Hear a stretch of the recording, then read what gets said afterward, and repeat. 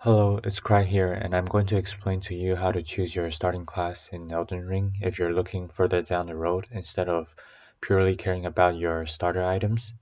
Elden Ring's class system can be confusing for someone who has never played the Dark Souls series, with different classes starting at different level.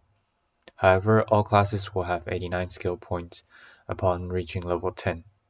Stat points are simply allocated differently for each of the 10 starting classes in order to influence your initial playstyle. So how exactly do we choose? First of all, we have to understand what each stat does. Here is the list I made. You can feel free to pause the video if you need more time looking at it. Vigor and endurance will be something all builds will want, while it is possible to forego investing heavily into mine if you're not playing a build reliant on FP. For choosing classes, I would assume none of these stats are wasted, because you will eventually be investing into these three stats. People have been talking about equip load in Elden Ring being tied to endurance once again like in Dark Souls, instead of strength like in the network test. As this video is not meant to be a debate to whether equip load should be tied to strength or endurance, I will go with endurance as that is the latest info. I will still cover both cases. If strength determines equip load, many builds, even mages, will want to invest in some strength in order to wear heavy armor. I know people always talk about fashion shows and how armor doesn't really matter, but it can be very misleading for new players to think heavier defensive gear doesn't help you live longer or have better poise to stop you from getting staggered. If strength only scales to strength-based weapons though, then it is not as useful as that if you're not scaling your weapon to strength. Personally, I would much rather equip load to be based off strength, giving strength some other purpose. Even dexterity makes spellcasting faster. Intelligence and faith is mutually exclusive since they're both spell related. If you upgrade one, you probably won't upgrade the other. Of course, it is possible to upgrade both, but you will be far less efficient than investing 60 points into either intelligence or faith, and then another 60 points into mind so you can cast more spells, especially when they are sharing the same spell slots. Arcane as a stat is going to be trash when it comes to combat, unless there are items that allow for you to specifically make an arcane build, but for now we will assume arcane is an unwanted stat for the most part. Now that we have gone over the basics of each attribute, what you have to keep in mind is unused stat point. That is to say, any stats you will not be using. The lower these points are, the more you can min-max your classes. To illustrate why this is important, let's say you want to make a Dex Faith build, which I call Faithweaver. You might look at classes with high faith and Dex. Prophet has 16 faith and 8 Dex, while Samurai has 15 Dex and 8 faith. However, Samurai is actually better than Prophet at min-maxing for a Dex Faith build, after you consider unused stat points. I made a spreadsheet for min-maxing a character, and I will release this after I complete it when Elden Ring fully releases. For now, if you want to check what you should choose as your starting class, I will be clicking through the spreadsheet in this video. If you want to go for a raw strength build, you want to pick hero as your starting class to have the least unused stats. The knight build is good for you if you want to enjoy Elden Ring's melee combat, especially if you want to play with heavier weapons, since there will be strength requirements. If you want to go for a raw dexterity build, you want to pick either samurai or warrior as your starting class to have the least unused stats. The rogue build is good for you if you want to enjoy Elden Ring's melee combat, especially if you want to play with quicker weapons or bows, since there will be dexterity requirements, and both scale off dexterity.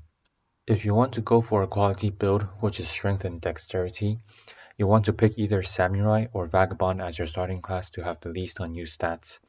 Quality builds open you up to a larger range of weapon combinations, and can deal some hefty damage with the scaling. However, you're investing into 2 offensive stats instead of 1, so you would expect less spare stats for resources such as vigor. If you want to go for a Spellblade build, which is strength and intelligence, you want to pick either astrologer or hero as your starting class to have the least unused stats. I think if equip low scales to strength, this will be a popular build with magic being stronger in Elden Ring than in Dark Souls. If you want to go for a Spelldancer build, which is dexterity and intelligence, you want to pick Astrologer as your starting class to have the least unused stats. I chose this name because dexterity increases the cast speed, and a Spelldancer sounds agile. I think Spelldancer might be more popular than its strength counterpart if equip load scales to endurance, since you can get more cast speed with dexterity, but no other bonuses from strength. If you want to go for a Paladin build, which is strength and faith, you want to pick Prophet as your starting class to have the least unused stats. I think if equipped low scales to strength, this will be a decently popular build for the same reason as Spellblade. I'm sure people will roleplay as a Paladin for sure though. If you want to go for a Faithweaver build, which is dexterity and faith, you want to pick Samurai or Warrior as your starting class to have the least unused stat. Since dexterity increases the cast speed for incantations as well, I think it might be popular for the same reason as a Spelldancer. If you want to go for an intelligence build, you want to pick Astrologer as your starting class to have the least unused stats. Personally, I think using a ranged magic build is easier in Elden Ring than using melee build because you don't need to perfectly dodge the boss's combos when you're dodging at a range. If you want to go for a faith build, you want to pick Prophet as your starting class to have the least unused stats.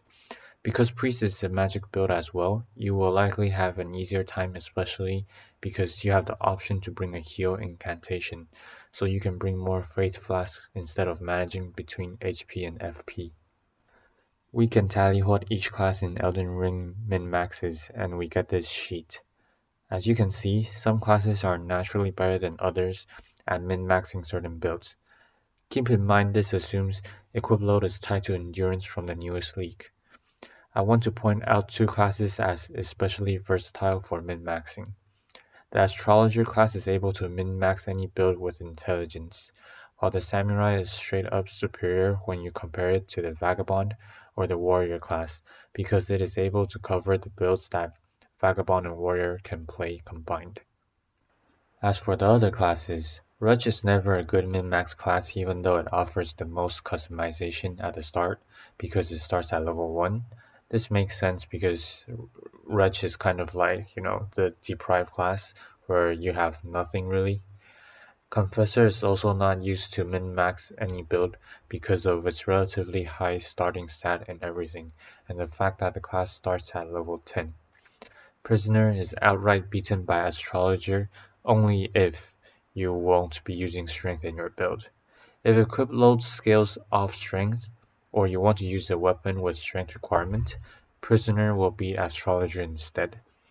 Bandit will only see a use for min-maxing if there is an arcane build, but I don't suggest using it for the first playthrough.